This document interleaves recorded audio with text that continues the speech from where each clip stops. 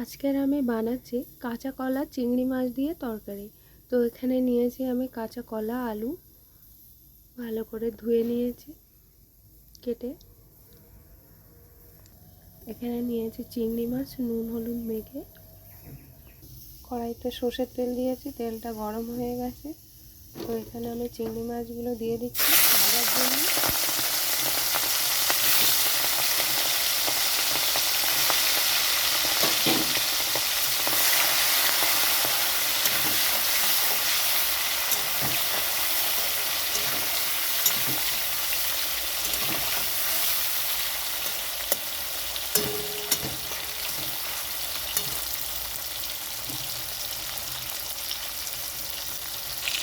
চিংড়ি মাছটা ভাজা হয়ে গেছে, খুব বেশি ভাজবো না, শক্ত হয়ে যাবে।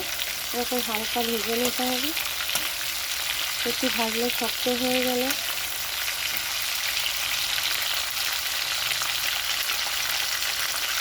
চিংড়ি মাছটা হালকা ভেজে নামিয়ে নিয়েছি।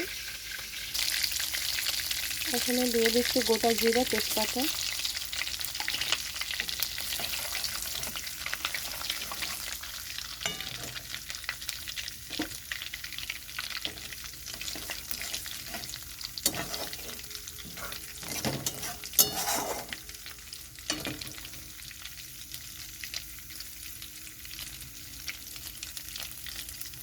এখানে দিয়ে দিচ্ছি টমেটো, কাঁচা লঙ্কা।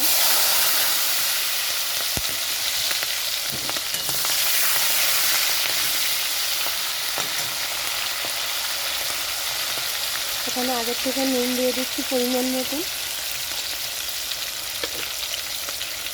দিয়ে দিচ্ছি হলুদ গুঁড়ো, দিয়ে দিচ্ছি জিরের গুঁড়ো। এখানে দিচ্ছি কাশ্মীরি লঙ্কার গুঁড়ো।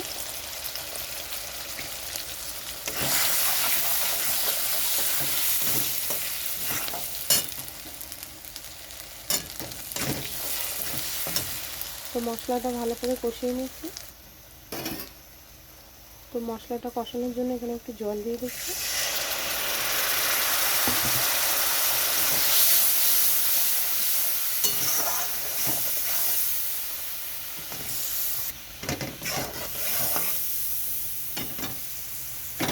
এখানে আমি দিয়ে দিচ্ছি কলা আর আলু।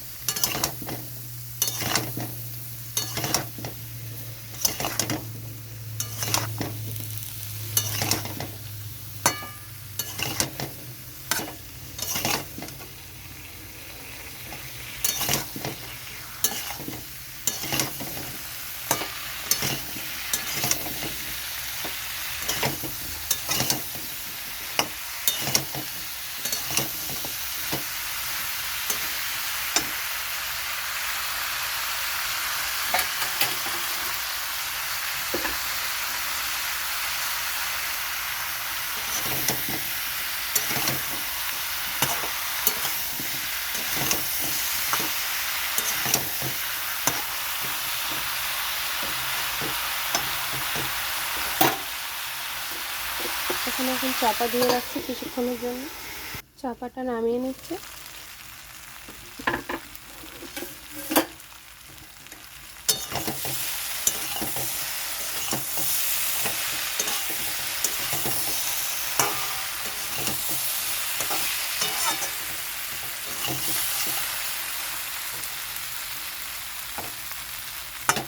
সিদ্ধ হয়ে গেছে কলা আলু। এখানে একটু গরম জল দিয়ে দিচ্ছি।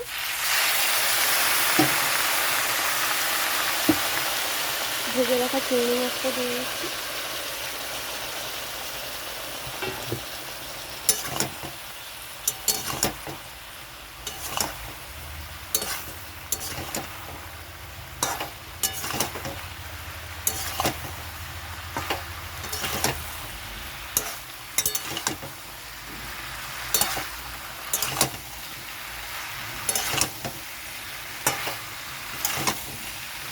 চিংড়ি মাছটা হালকা ভাজলে চিংড়ি মাছটা খুবই নরম থাকে, আর খুব বেশি ভাজলে শক্ত হয়ে যায়।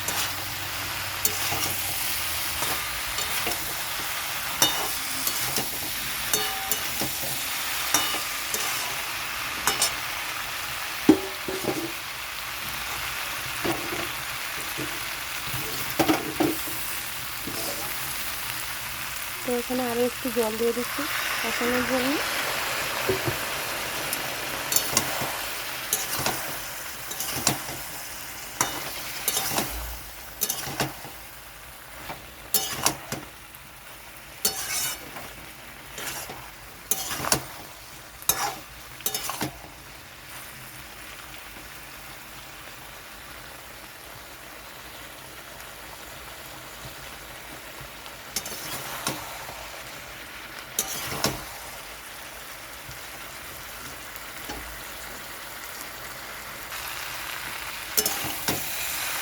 তো কষানো হয়ে গেছে।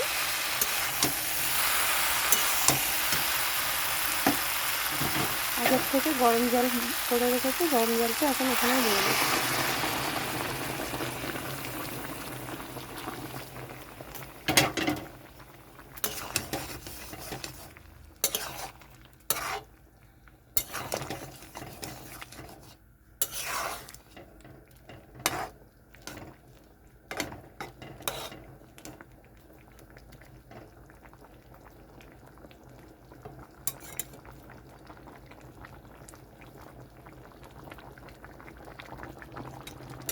কলার তরকারি অনেক সময় কালো হয়, তো কলাটা ধোয়ার সময় একটু লেবু দিয়ে ধুয়ে নেবেন, তাহলে এরকম কালার হবে, কালো হবে না। আর একটু গরম জল দিলে কলার তরকারিটা পানসা হয় না। তো কলার তরকারি রান্না করার সময় গরম জল দেওয়াই ভালো।